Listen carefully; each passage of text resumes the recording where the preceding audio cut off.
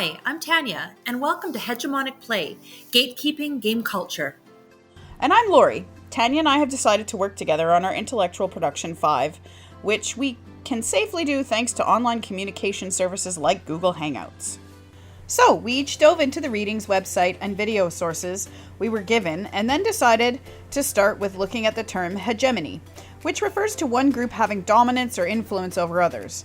In the case of hegemony, of play in video games, we're talking about a power structure that dominates who gets to play what. Okay, got it. So according to Fraun, Fullerton, Moiry, and Pierce, the power elite is a predominantly white, male-dominated corporate and creative elite that control everything in the game industry. What games are made, which aren't.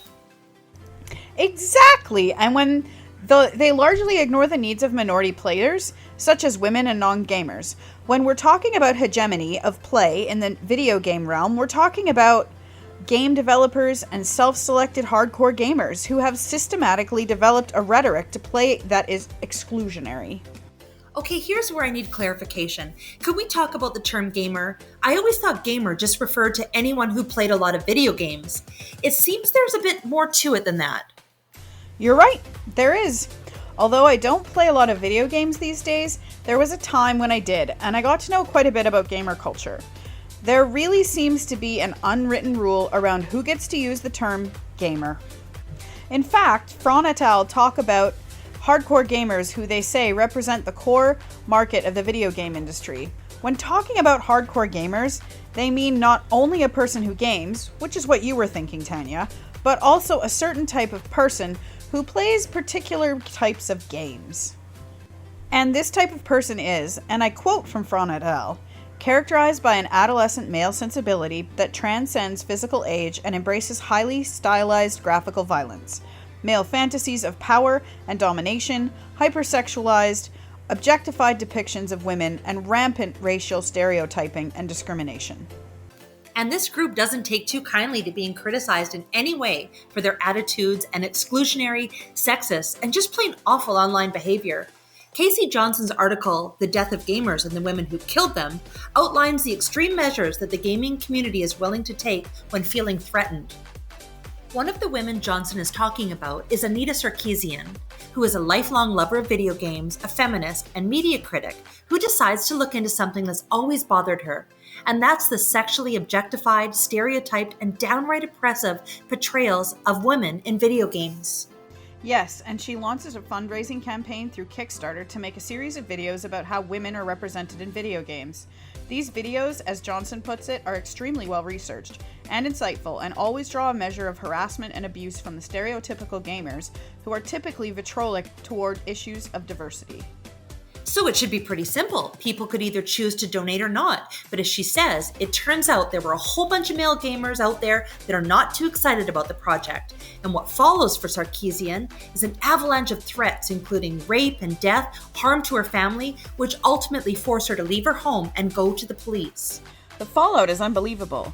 But as Johnson puts it, the attack on Sarkeesian exposed some of the ugly, yet familiar, attitudes and prejudices that remain ingrained in the gaming culture, as well as what the gaming community is willing to do to defend the hegemonic boundaries that protect these attitudes and prejudices. Kathy, Tynes, and Richards talk about a group of these gamers that take this harassment campaign to a new level. Using the hashtag Gamergate, they set up to completely shut down Sarkeesian. As self-proclaimed representatives of the gaming community, Gamergaters take on an operational strategy to convince advertisers that the work of Sarkeesian and video game developer Zoe Quinn had somehow bullied and offended the wider gamer community. This includes a strategy of sending a prolific number of civil-sounding emails, which Cafe et al. Describes as one of the most crucial forms of grinding, and the Gate Gamers had an early victory with this strategy when Intel temporarily pulled its advertising from a game developer's trade publication. And thankfully, Intel eventually comes to its senses. Lori, isn't it just so ridiculous? This defensive gatekeeping mentality where women are perceived as intruders to gamer culture? Nakamura talks about the backlash American actress and gamer Aisha Tyler received after she emceed the E3. She states that the hardcore base wants respect and recognition for the merits of whatever they love, be it comics or video games. But when someone like Tyler, who they perceive as an outsider, professes to share this love, the pitchforks come out. So now what? We can see how these boundaries have been created and how they're sustained, but what can be done about them? Let's take a listen to what Sarkeesian had to say in her TED Talk. And it turns out that quite a few people are actually interested in a project that would deconstruct the representations of women in games, and who are totally outraged at the harassment that too often plagues our gaming communities. I actually raised 25 times what I initially asked for. That's so awesome. Fraun et al. Give similar hope that it is possible to create a non-hegemonic game industry that provides playful products which appeal to both men and women, children and adults, and players of all races, ages. And rather than kill the video game industry, this new focus will serve to expand the game market. And like I was saying to you the other day, Tanya, as educators, it's so important to have these conversations with our students, who, let's face it, spend a lot of time gaming. They sure do. As for changing the hegemonic boundaries of gaming culture, the last word goes to Sarkeesian, who says, it's happening slowly, but it's still happening.